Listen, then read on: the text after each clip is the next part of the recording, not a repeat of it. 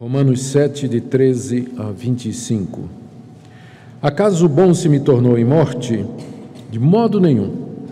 Pelo contrário, o pecado, para revelar-se como pecado, por meio de uma coisa boa, causou-me a morte, a fim de que, pelo mandamento, se mostrasse sobremaneira maligno. Porque bem sabemos que a lei é espiritual. Eu, todavia, sou carnal, vendido à escravidão do pecado. Porque nem mesmo compreendo o meu próprio modo de agir, pois não faço o que prefiro, e sim o que detesto. Ora, se eu faço o que não quero, consinto com a lei que é boa. Nesse caso, quem faz isso já não sou eu, mas o pecado que habita em mim. Porque eu sei que em mim, isto é, na minha carne, não habita bem nenhum, pois querer o bem está em mim, não, porém, o efetuá-lo. Porque não faço o bem que prefiro, mas o mal que não quero, esse faço. Mas se eu faço o que não quero, já não sou eu quem faz, e sim o pecado que habita em mim. Então, ao querer fazer o bem, encontro a lei de que o mal reside em mim. Porque no tocante ao homem interior, tenho prazer na lei de Deus. Mas vejo nos meus membros outra lei que, guerreando contra a lei da minha mente, me faz prisioneiro da lei do pecado que está nos meus membros. Desventurado homem que sou, quem me livrará do corpo dessa morte? Graças a Deus, por Jesus Cristo nosso Senhor. De maneira que eu, de mim mesmo, com a mente, sou escravo da lei de Deus, mas segundo a carne, da lei do pecado. Oremos pedindo que Deus nos dê compreensão na sua palavra nessa noite. Sim, Pai, guia-nos, ilumina o nosso entendimento, para que nós vejamos as maravilhas da tua lei. Pedimos que tu nos conduzas na compreensão dessa passagem, que o Senhor aplique aos nossos corações, que o Senhor a use para mostrar a sua glória, a sua santidade, tua santidade e o nosso pecado e a nossa dependência de ti. É o que nós pedimos em nome de Jesus. Amém. Nós estamos diante do texto ou do passo mais complicado do capítulo 7. Alguns autores e comentaristas diriam que, na verdade, nós acabamos de ler a passagem mais difícil de toda a carta aos Romanos. E uns poucos ainda vão dizer que é talvez a passagem mais complicada de todo o Novo Testamento. O problema é que aqui o apóstolo Paulo está falando na primeira pessoa e usando os verbos no presente, descrevendo uma experiência que, em alguns sentidos, em alguns pontos, não bate com a experiência cristã de maneira nenhuma, em nenhum momento e sob nenhuma circunstância. Ao mesmo tempo em que ele diz algumas coisas do tipo assim, eu tenho prazer na lei de Deus, que parece que só um cristão pode dizer. Então, ao que é que Paulo está se referindo aqui? Que tipo de experiência é essa? Ele está falando dele mesmo, daquilo que ele experimenta como cristão, frequentemente ou algumas vezes, ele está falando, se referindo a alguém outro, se alguém outro a quem ele está se referindo, ou, enfim, a questão última é, dependendo da resposta a essas perguntas, nós então vamos responder uma outra. De que forma esse texto fala a mim no dia de hoje? Qual o impacto dessa passagem na minha vida no presente? Eu gostaria de sugerir a vocês que aqui o apóstolo Paulo está continuando o que ele começou no capítulo 7. Ele está descrevendo ou falando a respeito dos efeitos da lei sobre a comunidade de Israel depois que ela recebeu toda a legislação mosaica lá no Monte Sinai e que tentou desesperadamente guardar sem nunca conseguir. Conforme nós já vimos nas mensagens anteriores, Paulo tinha feito várias declarações a respeito da lei de Moisés e da graça de Deus na justificação do pecador, que com certeza haveria de contrariar, perturbar ou, no mínimo, deixar confusos os seus leitores judeus em Roma, a quem essa carta era destinada. E Paulo, aqui no capítulo 7, ele antecipa esses questionamentos e provê algumas respostas para eles e para outros questionamentos também. Assim, no início do capítulo 7, se vocês se recordam, ele fala o que é que ele quer dizer com o fato de que nós precisamos ser livres da lei, afirmação que ele fez no capítulo 6 e deixou solta. E aqui no capítulo 7 ele explica o que significa ser livre da lei e por que é que nós precisamos ser livres da lei. Não significa que a lei é ruim, também não significa que Deus vai abolir a lei. O problema é que a lei é justa, santa e boa, e nós somos pecadores, estamos num casamento impossível. Ele usa, inclusive, a analogia do casamento para explicar essa nossa relação com a lei, e ele termina dizendo que Deus nos livra de debaixo do jugo da lei, nos matando em Cristo, acabando assim aquela nossa relação com a lei e a condenação que a lei nos traz. Isso ele falou nos versos de 1 a 6, que nós já vimos. Depois ele explica que a lei, embora boa, ela está ligada à nossa existência na carne, à existência do mundo, ao mundo não convertido, o mundo rebelde, como, por exemplo, no verso 5, quando vivíamos segundo a carne, as paixões pecaminosas postas em realce pela lei operavam em nossos membros a fim de frutificarem para a morte.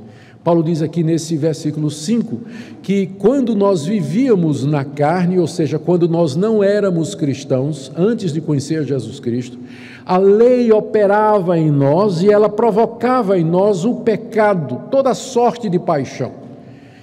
É por isso que nós precisamos estar livres da lei, pelo efeito que ela produz em nós, E o efeito final, como ele diz no final do verso 5, é a morte. Ele diz que o pecado, essas paixões pecaminosas frutificavam para a nossa morte, morte eterna, separação eterna, o sofrimento eterno no inferno.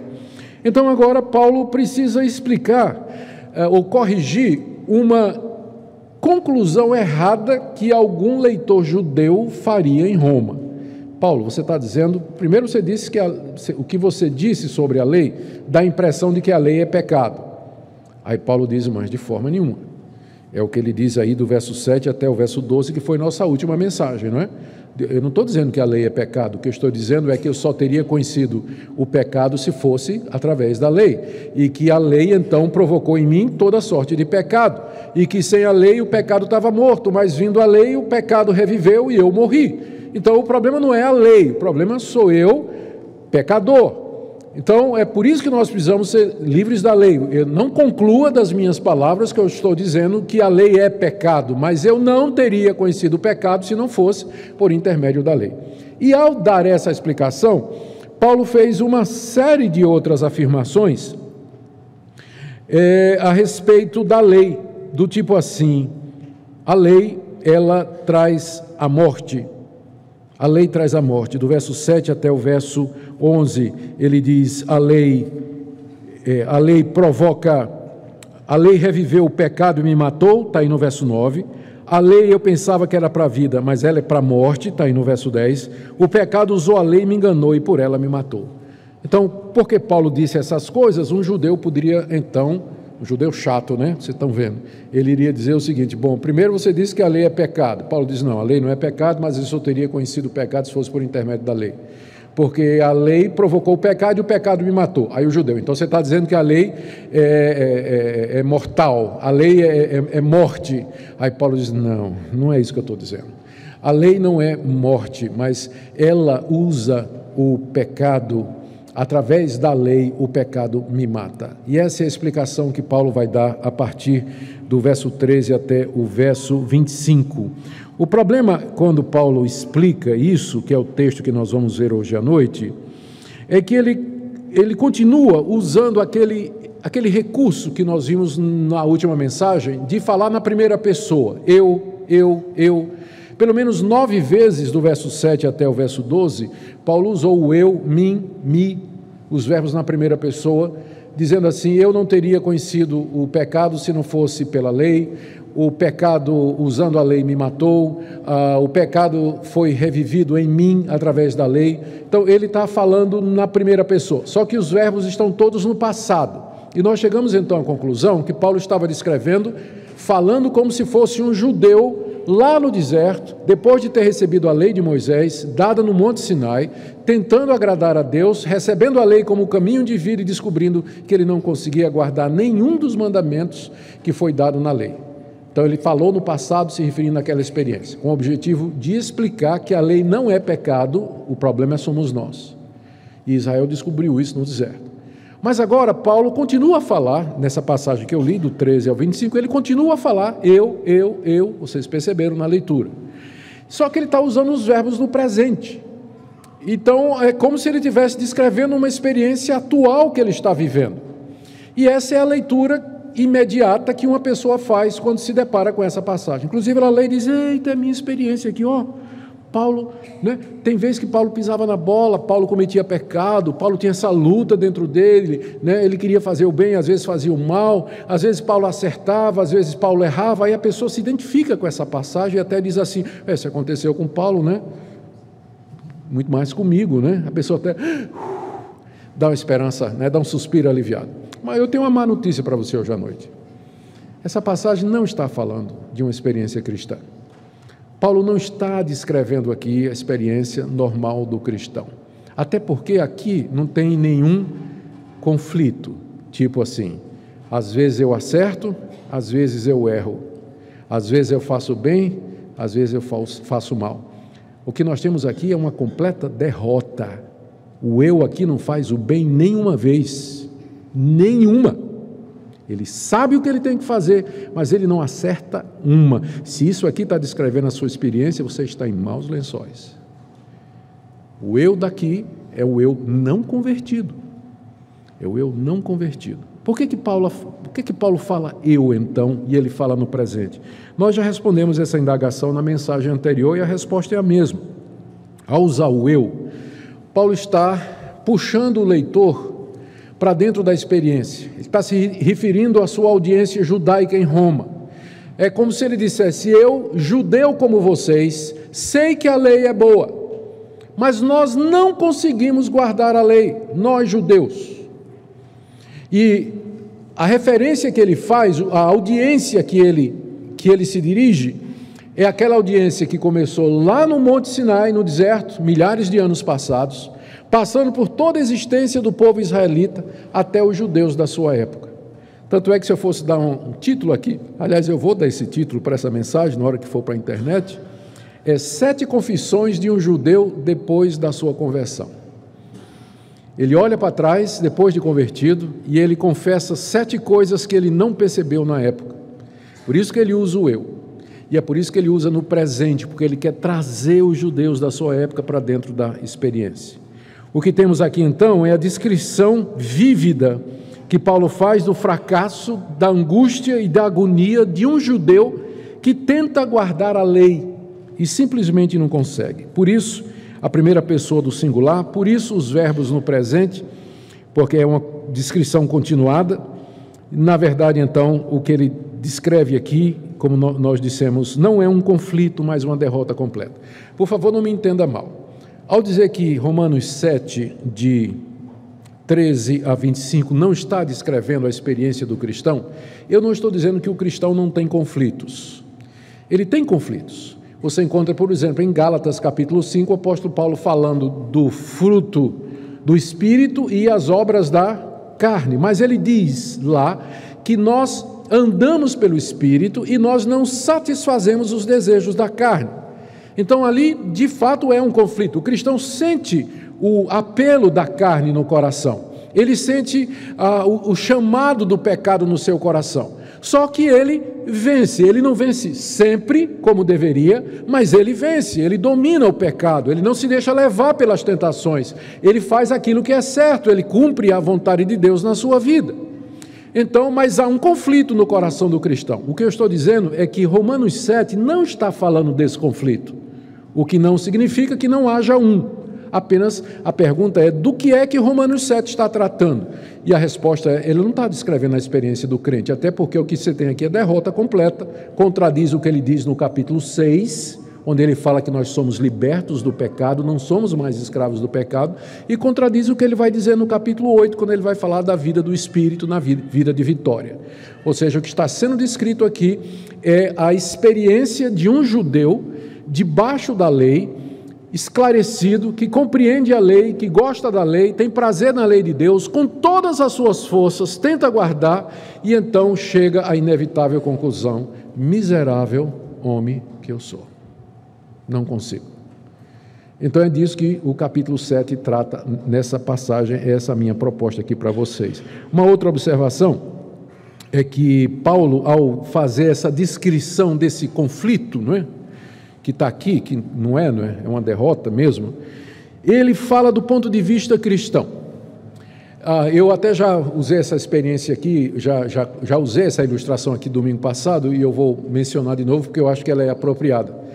Durante o tempo em que eu vivia longe de Deus, os pastores que tentaram me converter vinham com aquela abordagem: eu sei que você não é feliz.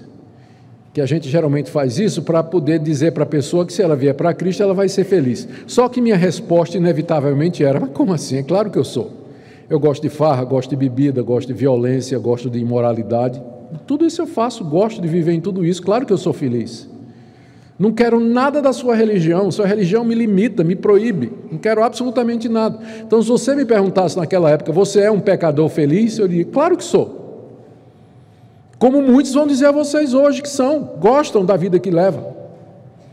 Só que depois da minha conversão, depois que Cristo mudou minha vida e o meu entendimento, hoje eu olho para trás e percebo alguma coisa que eu não percebia naquela época: o grande vazio do meu coração, a angústia profunda da minha alma em que eu vivia e que na época eu não conseguia perceber, mas hoje, olhando para trás, eu percebo que estava lá o tempo todo, disfarçado, sutil, irreconhecível, imperceptível, silencioso, mas estava lá, comendo a minha alma por dentro, roendo o meu coração por dentro. Só que na época, se você me perguntasse, eu não ia admitir. Então, o que Paulo está fazendo aqui é descrevendo essa experiência do judeu debaixo da lei da perspectiva cristã. Um fariseu jamais admitiria isso que Paulo está dizendo aqui. Porque como é que era o fariseu? Era aquele tipo que chegava no templo e orava dizendo: Deus, graças te dou que eu não sou como os demais homens. Eu guardo a tua lei, faço bem, cumpro todos os mandamentos. Não sou feito esse publicanozinho que está aqui ao meu lado, que é um pecador miserável e sem vergonha. Essa era a visão que o judeu tinha de si, de justiça própria, de que ele podia guardar a lei, podia cumprir os mandamentos de Deus. Só que agora Paulo olha e diz: eu já fui assim também. Agora eu vejo a verdade. Agora eu sei qual é a verdade. Então, se eu for dar um título a essa passagem aqui, então eu daria exatamente essa: Confissões de um judeu depois de sua conversão a Cristo. Ele olha para trás e agora ele sabe qual era a verdade que ele não via naquela época. Vamos então para a análise do texto. Eu vou começar então com o verso 13, onde Paulo corrige aquela conclusão falsa que eu já mencionei. Verso 13 ele diz assim: acaso o bom se me tornou em morte? O bom aqui é a lei, porque no verso anterior ele tinha dito que a lei é boa. Veja aí no verso 12: por conseguinte, o mandamento é bom. E esse bom se me tornou em morte, ou seja, o mandamento de Deus, a lei de Deus, ela se tornou em morte para mim? Ela é morte? E a resposta de Paulo é: de modo nenhum. De modo nenhum. E ele explica então por que é que a lei é usada pelo pecado como instrumento de morte. Está no verso 13 ainda. Ele diz: o pecado, para revelar-se como pecado, por meio de uma coisa boa, que é a lei, me causou a morte, a fim de que, pelo mandamento, através da lei, se mostrasse sobremaneira maligna. Em outras palavras, o que ele está dizendo é: para que o pecado mostrasse toda a sua maldade, toda a sua malignidade, ele me mata usando uma coisa boa. É nisso que está a malignidade do pecado. Ele mata o pecador usando uma coisa boa. E que coisa boa é essa? A lei. Então, não é que a lei é morte, mas o pecado usa a lei para matar. E com isso fica clara a crueldade, a maldade e a malignidade do pecado. Toda a dimensão da profundidade da sua pecaminosidade. Fica evidente através disso. Eu nunca esqueço uma cena do filme O Resgate do Soldado Ryan. É um episódio em que um soldado alemão, ele luta com um americano no primeiro andar de uma casa, estão os dois sozinhos, e o alemão consegue subjugar o americano, né? E se deita sobre ele, o imobiliza, puxa um punhal, uma faca, começa a enterrar lentamente no coração do americano. E enquanto vai enterrando, vai falando, dizendo coisa boa. Não é nada pessoal, né? não é nada pessoal. Eu nem lhe conheço. Você deve ter família, né? Tá, mas entende, não é nada pessoal. A vida é assim, né? Há quem ganha, há quem perde, tal, e metendo a faca. É uma das cenas mais horripilantes, tem muitas horripilantes nesse filme, mas essa é realmente uma das mais cruéis. Entende? É mais ou menos essa figura. A lei me mata usando uma coisa boa, dizendo palavras bonitas. O pecado me mata, aliás, usando uma coisa bonita que é a lei, palavras boas, palavras que vêm de Deus. Enquanto isso, a faca está entrando. É isso que ele diz aqui. Vamos ler outra vez, verso 13. O bom se me tornou em morte? De modo nenhum. Pelo contrário, o pecado, para se revelar como pecado, ou seja, para mostrar toda a sua natureza, por meio de uma coisa boa, que é a lei, me causou a morte, a fim de que, pelo mandamento, pelo uso da lei como instrumento de morte, se mostrasse sobremaneira maligno. Ou seja, isso acontece para que fique claro o que é o pecado, toda a dimensão da sua perversidade. O que vem em seguida são 7 confissões de Paulo, e que são decorrentes disso aqui. Ou seja, ele vai descrever esse processo em que o pecado me mata usando a lei. Ele produz a minha morte usando uma coisa boa. Então isso está descrito na experiência do verso 14 até o verso 25, sob a forma de 7 confissões, que eu vou trazer para vocês agora. A primeira confissão está aí no verso 14. Bem sabemos que a lei é espiritual, eu todavia sou carnal, vendido à escravidão do pecado. Eis aqui a primeira confissão desse judeu debaixo da lei, confissão que é percebida por Paulo depois da conversão. Os judeus sabiam que a lei era espiritual, né? Veja como ele diz aqui no início do verso 14, porque nós bem sabemos que a lei é espiritual. Quem é esse nós que sabe que a lei é espiritual? Os judeus, naturalmente. Os judeus sabiam que a lei era dada por Deus, que a lei era divina e que ela expressava a santidade de Deus. Quanto a isso, não tinha a menor dúvida. O problema é o que o judeu descobre a respeito de si. 2 coisas ele descobre a respeito de si. A primeira, ainda no verso 14, eu, todavia, sou carnal. Se a lei é espiritual, eu, contudo, sou carnal, estou preso à minha natureza pecaminosa, a inclinação do meu coração é para fazer o mal. Então eu tenho aqui uma lei que é de Deus, que é espiritual, mas eu sou carnal. São 2 coisas opostas, são 2 coisas incompatíveis. A lei é espiritual, mas eu sou carnal. E pior, é a segunda descoberta que o judeu confessa aqui. Eu sou vendido ao pecado como escravo. Final do verso 14. Sou vendido à escravidão do pecado. Eu estou preso ao pecado como um escravo. O pecado é o meu patrão, ele me domina, é ele que dá as ordens.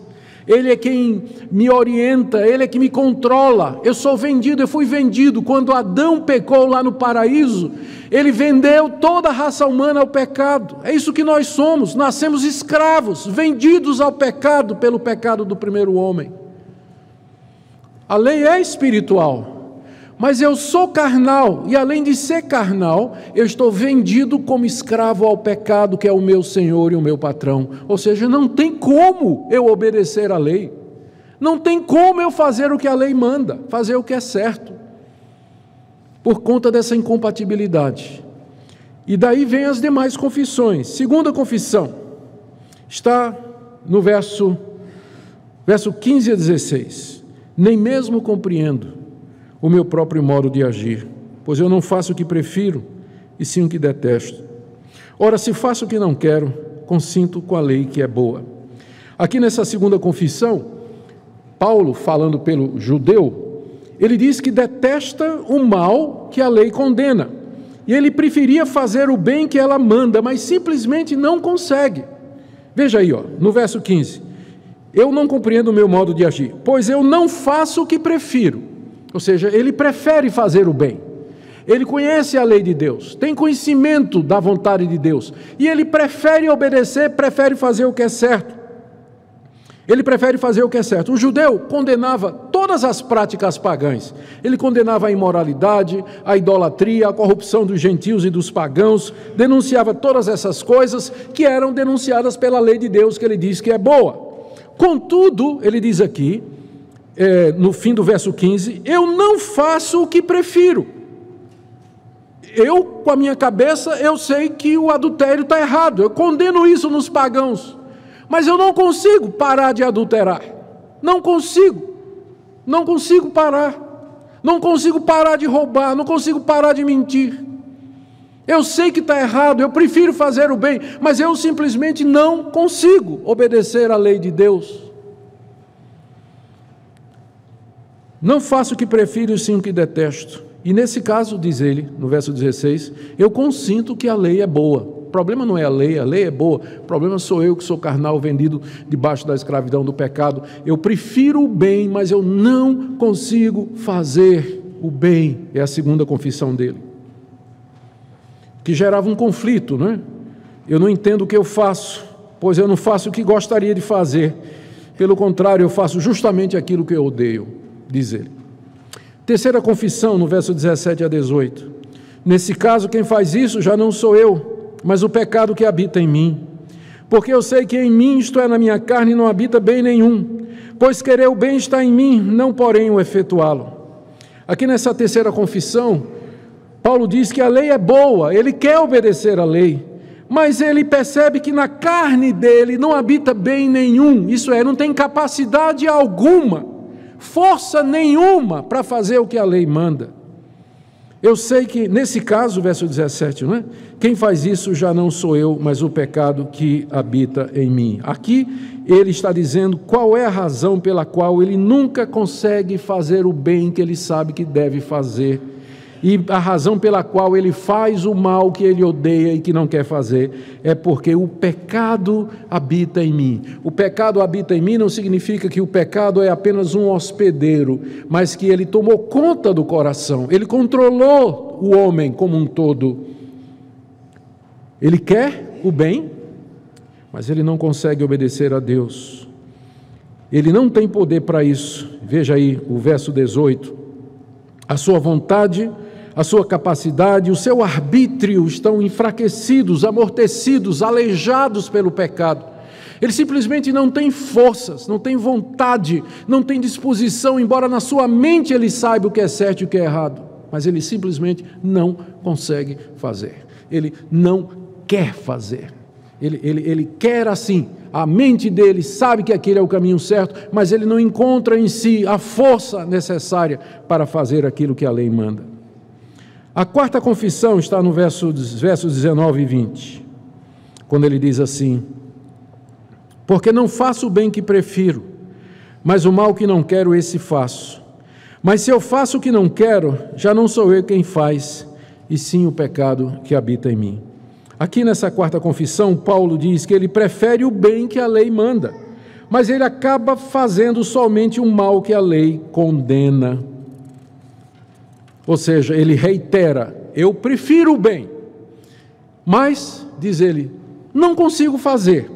Ao contrário, eu faço exatamente o mal que a lei proíbe, o que leva Paulo a concluir que dentro dele habita o mal que o domina, a ponto dele falar como se tivesse duas vontades aí no verso 20. Já não sou eu quem faz, mas o pecado que habita em mim. Porque ao querer fazer o bem, aqui vem a próxima confissão, que é a quinta confissão, ao querer fazer o bem, encontro a lei de que o mal reside em mim. Ou seja, toda vez que eu tento fazer o que é certo, eu não consigo ir em frente, porque eu sou impedido por uma lei maior, por um poder maior que está no meu coração e que é maior do que o meu conhecimento, que ele chama aqui a lei do pecado. Verso 21, ao querer fazer o bem, encontro a lei de que o mal reside em mim. E essa lei, esse princípio, esse poder do mal que reside nele, que mora nele, impede que ele faça o bem, não permite que ele vá adiante na obediência a Deus e em fazer o que é certo. A sexta confissão dele está aí, do verso 22 até o verso 23, e é talvez de todas a mais surpreendente.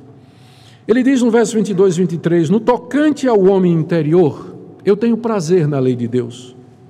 Mas vejo nos meus membros outra lei que, guerreando contra a lei da minha mente, me faz prisioneiro da lei do pecado que está nos meus membros.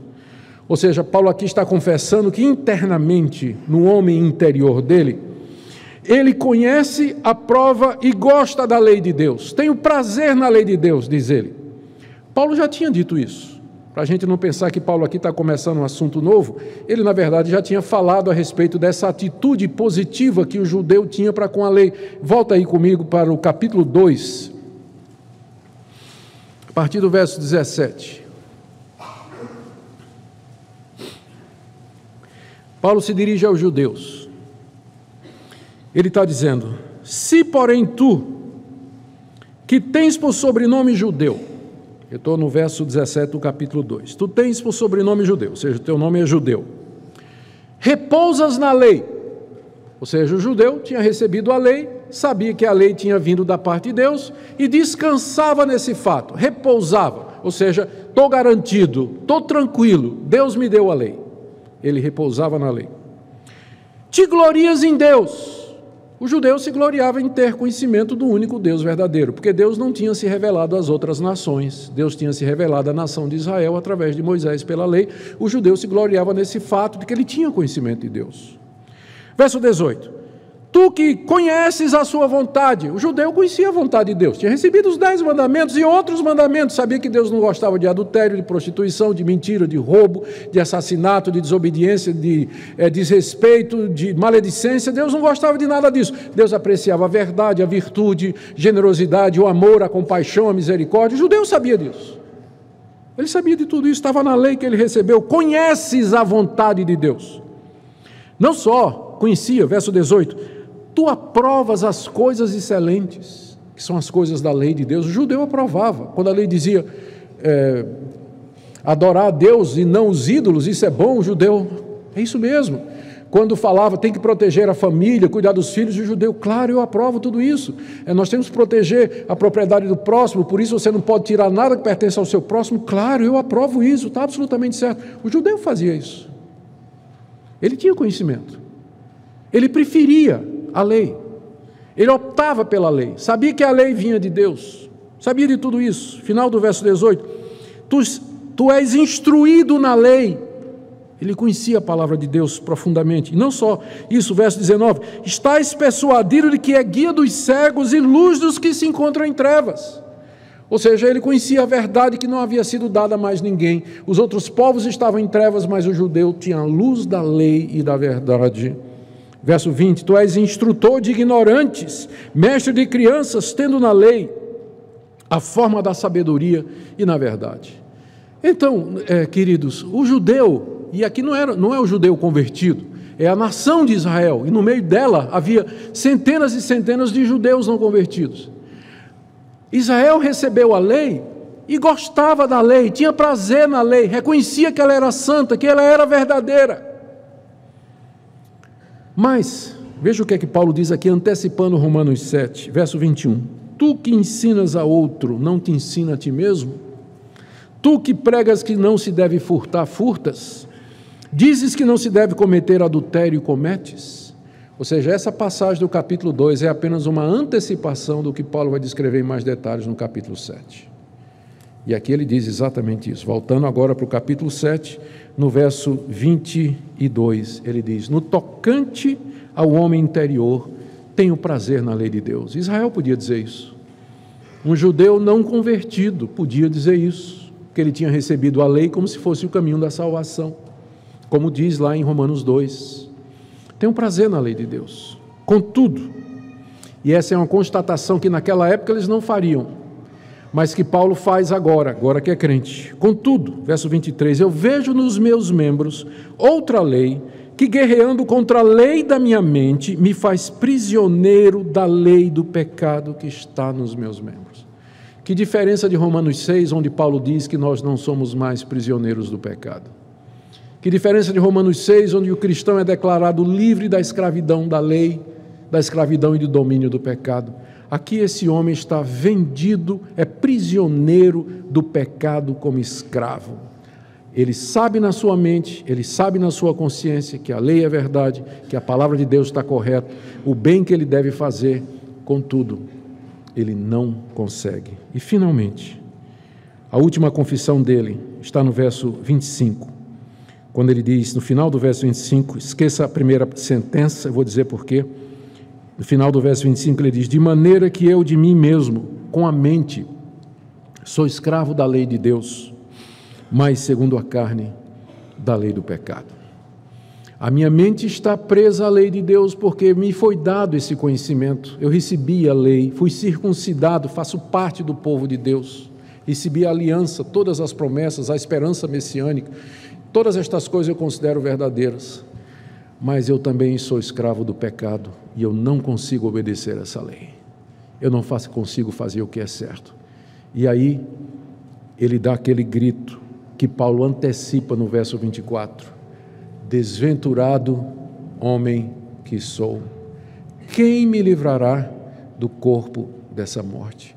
Essa é a razão pela qual a lei de Deus foi dada, para que o judeu desse esse grito, para que ele dissesse, miserável homem que sou, miserável é a palavra que está no original, miserável homem que sou, quem vai me livrar do corpo dessa morte? Quem que vai me livrar dessa situação em que eu sei o certo, mas não consigo fazer? Eu não vejo saída, não tenho forças em mim mesmo. Dentro de mim só habita o mal. Eu faço o mal que eu detesto, o bem que eu sei que eu tenho que fazer, eu não faço. Quem vai me livrar disso? Porque eu não consigo mais. O alvo de Deus é levar-nos a esse ponto de desespero. Porque só pode haver salvação se você gritar isso. Se você não chegar a esse ponto aqui, você não pode ser salvo. Esse é o ponto em que o pecador finalmente se rende e diz, eu preciso de um Salvador. Eu preciso de alguém que me liberte, porque pela minha própria força, meu esforço, minha moralidade, minha religião e minhas obras, eu não consigo. E se você não chegou a esse ponto, não pode haver salvação. Porque qual é a resposta que Paulo sussurra no ouvido do fariseu desesperado, gritando, quem vai me livrar dessa situação? Eu finalmente entendi, não é pela lei, não é por obras da lei, não é por mim mesmo, então eu estou perdido, estou condenado, estou morto pela lei. Quem vai me livrar dessa situação? Paulo chega no ouvido dele e diz, Jesus Cristo. Graças a Deus por Jesus Cristo. Mas continua. Aí Paulo fecha o parênteses. Faz a última confissão. Aí ele confessa a última parte. Eu sou escravo da lei do pecado. Aí Paulo diz, agora muito bem. Capítulo 8, verso 1. Agora, pois, já nenhuma condenação há para os que estão em Cristo Jesus. Que condenação é essa? A que ele acabou de descrever no capítulo 7. Essa condenação, ela não tem mais para quem está em Cristo Jesus.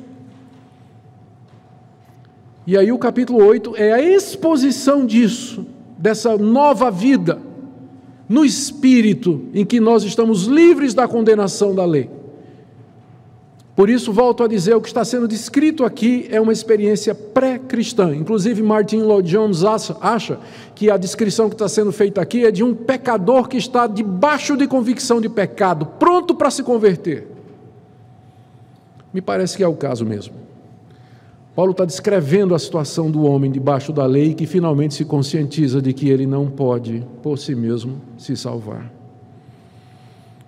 O resultado final do processo é esse grito de socorro que deve brotar do nosso coração e do seu coração. Muitas pessoas querem ser salvas hoje, querem ir para o céu, querem receber o perdão de Deus, mas não existe nenhum quebrantamento. Eu não ouço nenhum grito. Ao contrário, elas vêm para Deus reivindicando de Deus. Vêm para Deus cheia de direito. Já viram isso? Pecador que chega para Deus cheio de direito. Diz, não, eu quero na hora que eu quiser me converter, eu me converto. E além do mais tem o seguinte, por que o senhor não vai me aceitar? Se eu aceito os outros, por que o senhor não me aceita? Se eu tenho dever de me aceitar. E já vou dizendo, se eu me converter, eu já vou querer cura das minhas doenças, uma casa nova e um emprego melhor. Já vou avisando. E dá de volta logo o que é meu. Aproveita, restitui o que é meu. Conhece isso? Essa atitude de gente que vem para Deus assim? Que diferença da verdadeira conversão. Você tem que chegar a Deus assim. Miserável homem que sou. Tem esperança para mim, Deus? O Senhor aceita um pecador? O Senhor não quer perdoar-me? O Senhor vai me lançar fora? Eu sei que eu não mereço nada. Se o Senhor me lançar fora e mandar para o inferno, é justo, porque eu sou um pecador miserável. Está aqui a minha confissão. Eu nunca fiz nada certo. Eu sei que o Senhor não tem um dever nenhum de me receber, mas tenha misericórdia de mim, pecador. Lembra dessa oração? Foi feita por quem? Pelo publicano lá no templo. Quando subiu com o fariseu para orar, o fariseu estava lá batendo no peito e dizendo: não, eu guardei a lei, guardei a lei, está tudo bem comigo. Esse publicano aqui, o coitado do publicano não ousava nem olhar para o céu, ele batia no peito, de longe e dizia: tem misericórdia de mim, pecador. Enquanto você não chegar nesse ponto, você não receberá o perdão de pecados, porque Deus resiste ao soberbo, mas dá sua graça aos humildes. Você tem que chegar diante de Deus de cabeça baixa, humilde, quebrantado, e dizer: Deus, se o Senhor tiver misericórdia de mim, se o Senhor quiser ter compaixão de mim, eis-me aqui, perdoa-me, eu já sei que sou um pecador, que não mereço nada, que por mim jamais eu terei perdão dos meus pecados. É isso que Romanos 7 quer ensinar para nós. Algumas lições eu resumi aqui. Primeira, essa passagem deixa claro a malignidade do pecado. Como o pecado é maligno, porque ele me mata usando uma coisa boa, a lei de Deus. Segundo, pessoas que não são convertidas, elas podem conhecer, aprovar e mesmo ter prazer no que é certo, justo e verdadeiro. Não precisa ser judeu para isso. Em Romanos 1, Paulo fala que Deus se revelou na consciência dos ímpios. Diz que pela natureza as pessoas podem perceber que há um Deus e que esse Deus, ele antecede a criação e que esse Deus tem regras. No capítulo 2 de Romanos, Paulo diz que Deus gravou no coração do homem a sua lei, de forma que até os pagãos eles fazem um exercício de julgamento e isenção diante de questões éticas. Então mesmo um pagão, ele tem isso, ele sabe o que é certo. Leia Sêneca, leia os estoicos, que falam do belo, do virtuoso. Filósofos que eram pagãos não tinham conhecimento do cristianismo, mas eles tinham conhecimento de que tinha leis, que tinha verdade, que tinha certo e que tinha errado. De onde vem isso? A não ser da imagem de Deus em nós. O problema não é isso, nós sabemos, ninguém nasce ateu, nós sabemos. O problema é que nós não podemos. E o que é pior, nem queremos. E aqui o meu segundo ponto, terceiro. O quanto o pecado atingiu a natureza humana, escravizou a nossa vontade, aprisionou o nosso arbítrio. Por favor, não venha falar de livre-arbítrio depois de Romanos 7. Destruiu o nosso poder de fazer o bem, o certo e o justo. Você vê que aqui o eu, ele não tem escolha. Ele sabe o que é certo, mas ele não consegue. Ele não tem força para isso, porque o pecado aleijou o arbítrio humano. É inclinado ao mal. Se Deus nos deixar as nossas escolhas, nós vamos escolher o mal sempre. Portanto, se Ele não tiver misericórdia de você e de mim, nós vamos permanecer nesse processo de morte causado pelo pecado, usando uma coisa boa. Se Ele não tiver compaixão de nós. Por isso eu quero dizer, terminando, que a lei de Deus foi dada para que o melhor de todos os homens fosse levado ao desespero e dar esse grito. E se você está aqui nessa noite, nessa situação, eu quero dizer que a resposta permanece a mesma. Se você do fundo do seu coração está gritando: miserável homem que eu sou, quem me livrará dessa situação, dessa escravidão e da morte que se aproxima por conta dos meus pecados? A resposta continua sendo a mesma: Jesus Cristo, nosso Senhor, morto e crucificado e morto pelos nossos pecados. oferecido por Deus como propiciação pelas nossas iniquidades. Graças a Deus por Jesus Cristo, nosso Senhor. Nessa noite eu queria convidar você a crer nisso, a desistir de você mesmo, a gritar do fundo do seu coração essas palavras e a pegar-se à oferta do Evangelho que Deus faz em Cristo Jesus, de que Ele na cruz do Calvário verteu o seu sangue para nos livrar da condenação do pecado, pois Ele levou a condenação do pecado sobre si, e para nos livrar da condenação da lei, porque Ele foi condenado em nosso lugar. Nele nós temos liberdade plena da culpa do pecado e da escravidão da lei. Bendito seja Deus pelo seu Evangelho, que você nessa noite descubra a liberdade que há em Cristo Jesus. Se você é crente e você diz assim: pastor, eu sei, eu entendi, mas eu ainda assim me identifico tanto com Romanos 7. Então talvez o que você precisa é aprender. Talvez a sua deficiência seja doutrinária. A vida cristã normal não é uma vida de cai, levanta, cai, levanta, cai, levanta, de escravidão ao pecado, de viver em hábitos pecaminosos, vícios. Isso não é a vida cristã que nos é oferecida na Bíblia. Também a Bíblia não oferece uma vida de perfeição. O pecado, infelizmente, ele vai nos assediar até o fim dos nossos dias, mas com certeza isso que está descrito aqui não é o que Deus espera de quem é convertido. E se você lê isso aqui e você se vê aqui, talvez você devia rever a base da sua confiança. Você de fato é convertido? E se você de fato já creu em Cristo Jesus como Senhor, por que você não conhece essa gloriosa liberdade que vem através de Jesus Cristo na santificação? Talvez você devia parar e perguntar a Deus, investigar mais o seu estado diante de Deus. Esse é o impacto que esse capítulo deseja provocar em nós, nos levar à reflexão diante da realidade do pecado na vida humana. Que Deus tenha misericórdia de nós nessa noite e que Ele ouça a petição de todo verdadeiro penitente que nessa noite se humilha diante dEle e o busca de todo o coração. Ó Deus, nós te damos graças por Tua palavra, graças por Jesus Cristo nosso Senhor, porque é Ele quem nos livra do corpo dessa morte, é Ele que livra miseráveis pecadores como nós e nos introduz a uma nova vida no Espírito.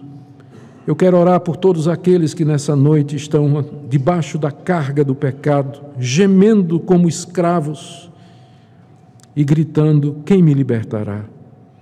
Ó Senhor, que a resposta que ressoa tão claramente na Tua palavra encontre abrigo nos seus ouvidos e corações. Graças a Deus por Jesus Cristo, nosso Senhor. A Ele nós damos toda a honra e toda a glória nessa noite. Amém.